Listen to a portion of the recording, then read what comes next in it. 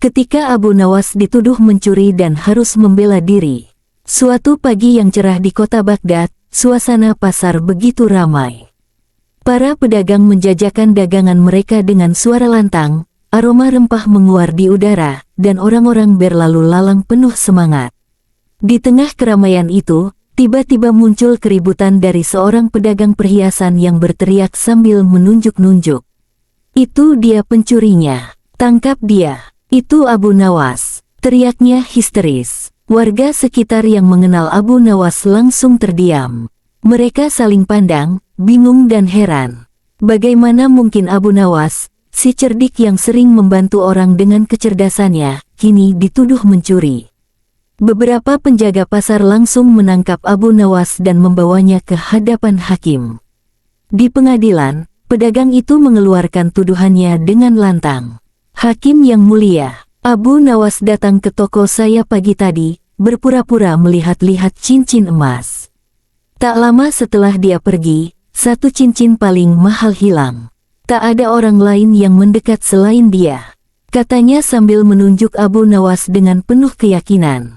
Hakim mengernyitkan dahi, menatap Abu Nawas dengan tajam. "Apa kau benar berada di toko itu pagi tadi?" "Aku memang di sana, wahai hakim.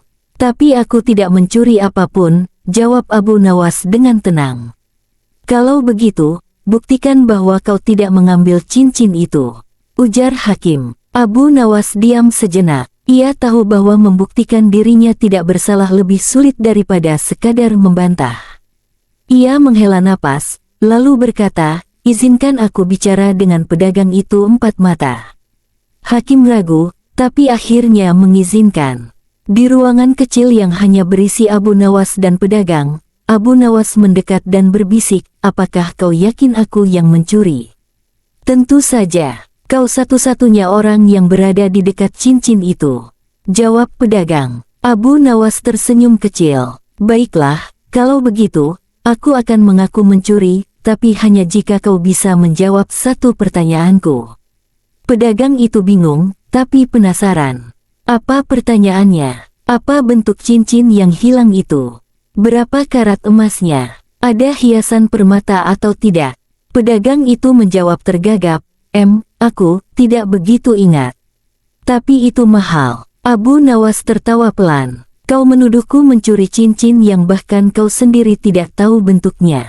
Hakim yang menguping dari balik tirai langsung masuk.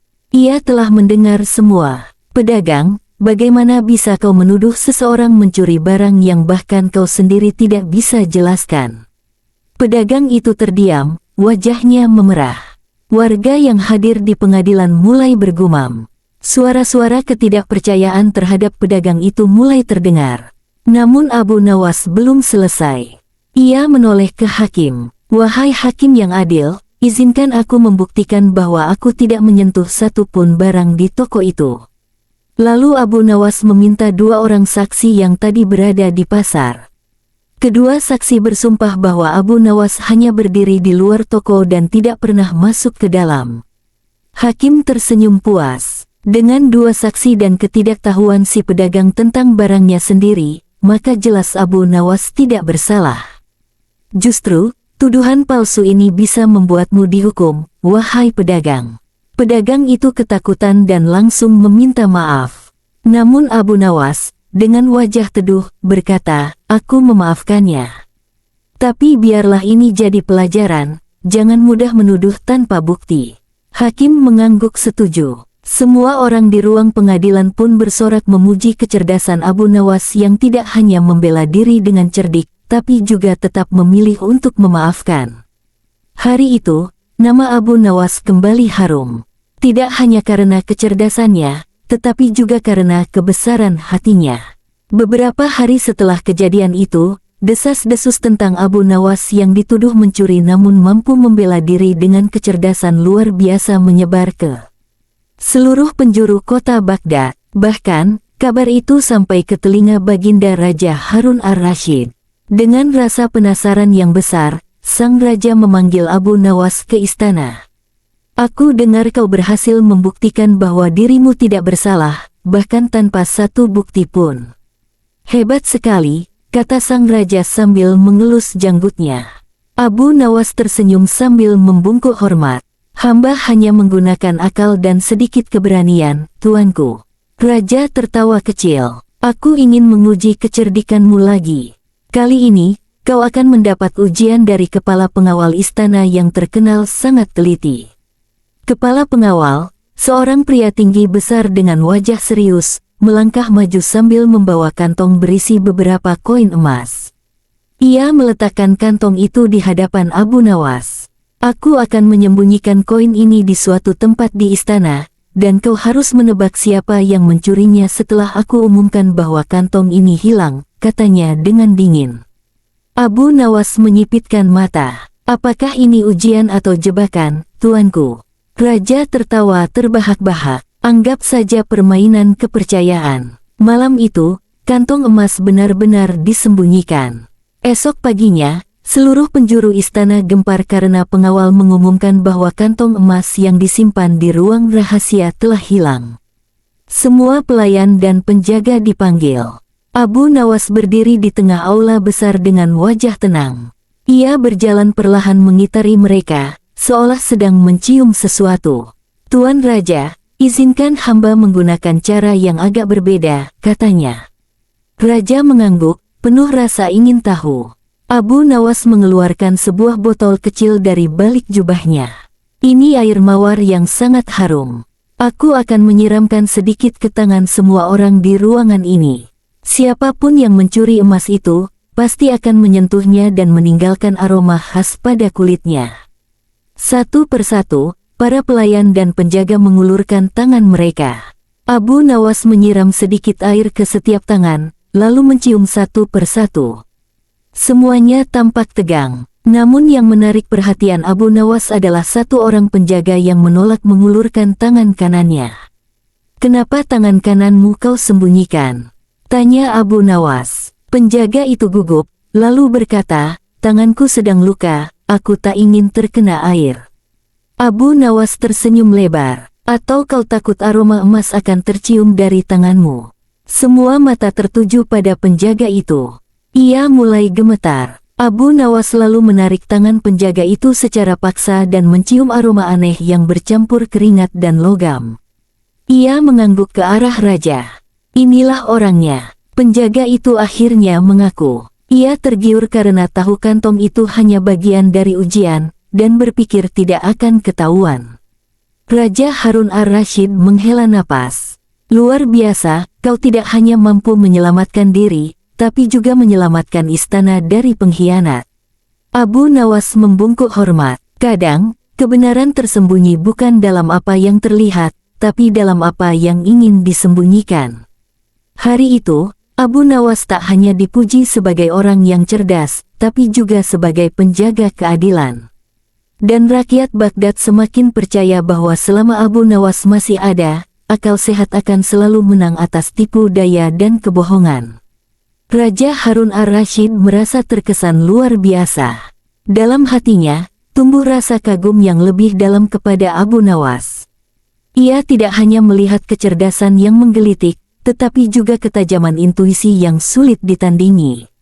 Maka, ia memberikan satu lagi tantangan, kali ini lebih rumit dan bersifat diplomatis.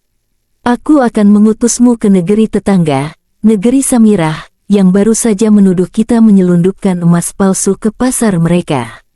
Mereka minta penjelasan dari kita. Tapi aku tak ingin mengirim diplomat biasa. Aku ingin kau yang bicara," kata raja sambil menatap tajam ke mata Abu Nawas. Abu Nawas mengangguk. "Baik, tuanku. Tapi izinkan hamba membawa satu kantong kosong, satu kantong penuh tanah, dan satu kuda tua." Raja mengernyit, namun sudah terbiasa dengan permintaan tak biasa dari Abu Nawas. "Ambil apapun yang kau butuhkan. Aku hanya ingin negeri ini bebas dari tuduhan." Perjalanan ke negeri Samirah memakan waktu 3 hari. Setibanya di sana, Abu Nawas langsung dihadapkan pada majelis penasihat kerajaan. Mereka memandangnya dengan curiga dan penuh sinis. "Benarkah kalian menyelundupkan emas palsu dan mencemari pasar kami?" tanya salah satu penasihat dengan nada menuduh. Abu Nawas membuka kantong pertama yang berisi tanah dan menumpahkannya ke meja. "Inilah emas yang kami bawa," katanya dengan tenang. Para penasihat tertawa meremehkan. "Tanah, ini penghinaan." Abu Nawas mengangkat tangan. "Sabar, tanah ini adalah simbol. Ia berasal dari Baghdad. Setiap biji tanaman tumbuh di atasnya. Jika kalian menyebut kami mencemari, maka tanyakan dulu dari mana benih emas itu tumbuh. Siapa yang menjual, dan siapa yang membeli." Penasihat mulai terdiam. Abu Nawas lalu membuka kantong kosong. "Dan ini, simbol kejujuran kami. Tidak ada tipu daya yang kami bawa. Hanya ruang kosong yang bisa diisi dengan kepercayaan, atau kecurigaan." Mereka saling pandang. Mulut mulai bungkam. Lalu, Abu Nawas membawa kuda tua ke tengah aula. Kudanya tampak lelah dan kurus. "Apa ini?" tanya penasihat utama dengan nada jengkel. "Kuda tua ini melambangkan perdagangan yang telah lama kita jalani. Dulu ia kuat dan sehat, membawa kebaikan kedua negeri. Tapi sekarang, karena tuduhan yang belum terbukti, ia jadi lemah dan sekarat. Jika kalian tetap menuduh tanpa bukti, maka kuda ini, simbol hubungan kita, akan mati." Suasana menjadi sunyi. Sang raja negeri Samirah yang menyaksikan diam-diam dari balik tirai akhirnya muncul. Ia berdiri dan menatap Abu Nawas lama. "Kau bukan diplomat, tapi kau telah menyampaikan pesan dengan cara paling dalam yang pernah kulihat," katanya. Kemudian, ia menoleh kepada para penasihatnya. "Tuduhan ini dicabut, dan mulai hari ini, hubungan kita dengan Baghdad kembali seperti sedia kala." "Mungkin lebih baik." Abu Nawas membungkuk, lalu berpaling tanpa berkata apa-apa lagi. Ia naik ke atas kuda tuanya dan meninggalkan aula dengan tenang, membiarkan pesan-pesannya terus bergema di benak para penguasa. Di perbatasan Baghdad, rakyat sudah menunggu dengan penasaran. Ketika mereka melihat Abu Nawas kembali dengan senyum tipis, mereka tahu, sekali lagi, kecerdikannya telah menyelamatkan mereka. Namun belum sampai ke istana, seorang utusan datang tergesa-gesa. "Abu Nawas, ada masalah besar." Seorang saudagar kaya mengaku kehilangan harta benda dari peti besi di rumahnya, dan ia bersumpah hanya satu orang yang tahu tentang tempat itu, yaitu kau. Abu Nawas mengangkat alis. "Lucu, aku tak pernah berurusan dengannya.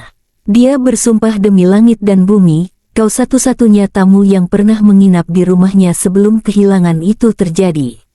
Malam itu juga, Abu Nawas dibawa ke rumah saudagar tersebut. Rumah megah itu dipenuhi barang mewah, tapi sang tuan rumah tampak marah luar biasa. "Kau pura-pura tidur di rumahku. Tapi setelah kau pergi, 3 kantong dinar lenyap dari peti di balik dinding," katanya sambil menunjuk ke arah dinding rahasia. Abu Nawas diam. Ia memeriksa ruangan dan dinding tempat penyimpanan itu. Kemudian ia meminta 1 lilin dan sebuah kucing. "Untuk apa kucing?" tanya saudagar. "Aku ingin tahu apakah tikus juga bisa mencuri emas," jawab Abu Nawas datar. Semua orang bingung. Abu Nawas menyalakan lilin, lalu meletakkannya di pojok ruangan yang gelap. Ia melepaskan kucing, dan binatang itu langsung berlari ke arah lilin, lalu mendekat ke celah dinding. "Lihat, kucing ini tahu ada ruang tersembunyi. Itu artinya, celah itu tak terlalu rapat. Siapapun bisa membukanya tanpa suara.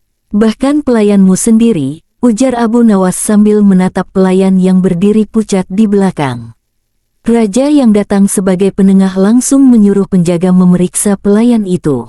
Dan benar saja, di balik pakaiannya terselip kunci kecil dan cincin yang pernah hilang dari peti. Saudagar itu terdiam, wajahnya berubah merah. "Ampun, aku terlalu cepat menuduh." Abu Nawas tidak marah. Ia justru berkata, terkadang orang terlalu yakin mencari kebenaran di luar rumahnya, padahal pencurinya tinggal di balik pintu sendiri. Hari itu, semua orang di Baghdad kembali belajar bahwa kecerdikan dan ketenangan bisa mematahkan tuduhan, menyatukan negeri, dan menyingkap wajah kebohongan yang tersimpan rapat di balik kemewahan. Abu Nawas kembali melangkah pelan menuju rumahnya di sudut kota Baghdad, melewati lorong-lorong sempit yang kini terasa hangat oleh senyuman para penduduk. Anak-anak kecil berlari mengejarnya sambil tertawa, para pedagang melambaikan tangan, dan para tetua menghentikan langkah mereka sejenak hanya untuk mengangguk hormat. Tapi Abu Nawas tetap rendah hati. Ia tahu, hari ini ia dibela oleh kebenaran, namun kebenaran tidak selalu mudah dikenali. Ia bisa tersembunyi di balik tuduhan, dikaburkan oleh hawa nafsu, dan dikalahkan oleh suara mayoritas yang belum tentu bijak. Sampai di rumahnya yang sederhana, ia duduk di bawah pohon kurma yang sudah tua di halaman kecil. Di sampingnya, seekor kucing duduk diam, sama seperti kucing yang membantunya membuka kedok pencuri. Tak lama, Raja Harun ar-Rasyid sendiri datang dengan beberapa pengawal. Tanpa banyak basa-basi, sang raja turun dari kudanya dan duduk di dekat Abu Nawas, di atas tikar kasar yang sudah lusuh. Abu Nawas, andai semua orang di istana sebijak engkau, niscaya tak ada lagi kezaliman di dunia ini, ujar sang raja sambil memandang langit yang mulai berubah jingga. Abu Nawas menatapnya dengan senyum. Tuanku, keadilan bukanlah sesuatu yang tinggal di istana atau milik orang-orang berpangkat. Ia tumbuh dari hati yang jujur dan akal yang terbuka. Ia hidup dalam tindakan, bukan hanya dalam ucapan. Raja mengangguk pelan, menyadari bahwa ia bukan sedang duduk di samping orang biasa. Ia sedang duduk di samping seorang guru kehidupan yang menyamar sebagai orang gila, pengembara, atau penghibur. Saat itu, para tetangga mulai berkumpul, ingin melihat sang raja dan si cerdik Abu Nawas. Seorang anak kecil bertanya dengan polosnya, "Abu Nawas, kenapa orang-orang sering salah menuduhmu?" Abu Nawas mengangkat anak itu ke pangkuannya dan berkata, "Karena mereka hanya melihat dengan mata, tapi lupa melihat dengan hati. Dan karena kebenaran sering tidak memakai pakaian mewah, maka ia disangka orang miskin yang berdosa." Anak itu mengangguk, walau belum sepenuhnya mengerti. Tapi orang-orang dewasa yang mendengarnya terdiam. Kalimat itu menamparkan kesombongan mereka yang suka menilai terlalu cepat. Hari mulai gelap, angin gurun membawa debu tipis yang hangat. Raja pamit, tapi sebelum pergi, ia berkata, "Mulai hari ini, siapapun yang ingin menuduh orang lain di kerajaan ini, harus membuktikan lebih dari sekadar prasangka. Dan mereka harus mendengar suara hati mereka lebih dahulu." Dan Abu Nawas, seperti biasa, hanya membungkuk hormat. Ia tahu, tugasnya belum selesai. Dunia tidak kekurangan orang pintar, tapi kekurangan orang yang mau berpikir dengan jujur. Hikmah dari kisah ini begitu dalam dan luas, bahwa tidak semua tuduhan adalah kebenaran. Dan tidak semua kebenaran bisa langsung terlihat. Kita hidup di zaman yang mudah menghakimi, namun sulit memahami. Maka pelajarilah dari Abu Nawas bagaimana membela diri dengan akal, menyikapi tuduhan dengan sabar, dan merespons kezaliman dengan kecerdasan, bukan kemarahan. Bahwa, dalam setiap persoalan, kebenaran membutuhkan suara. Tapi lebih dari itu, kebenaran membutuhkan keberanian.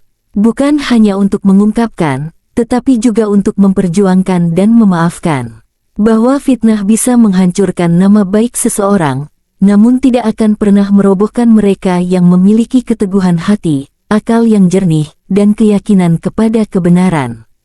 Dan bahwa setiap manusia, sebijak dan secerdik apapun, harus tetap rendah hati, karena kemuliaan tidak lahir dari pujian, tetapi dari keikhlasan menolong orang lain tanpa mengharap apapun. Begitulah Abu Nawas. Namanya abadi, bukan karena ia tertawa lebih keras dari orang lain, tetapi karena ia berpikir lebih dalam dari siapapun.